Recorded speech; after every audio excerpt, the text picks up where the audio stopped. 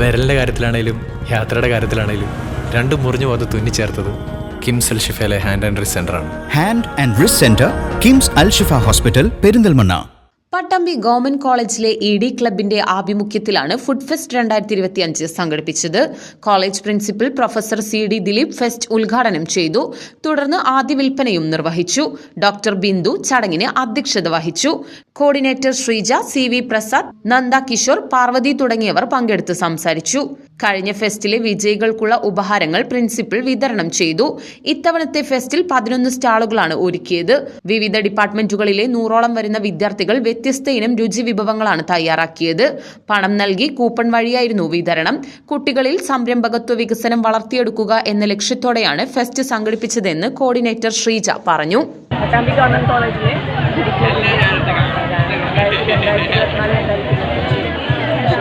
ഫെസ്റ്റാണ് ഇവിടെ നടത്തപ്പെടുന്നത്. ഇതിലേക്ക് ഒരുപാട് വിദ്യാർത്ഥികൾ 11 സ്റ്റാളുകളായിട്ട് 11 ഡിപ്പാർട്ട്മെൻറ്റാണ് കോളേജിലുള്ളത്.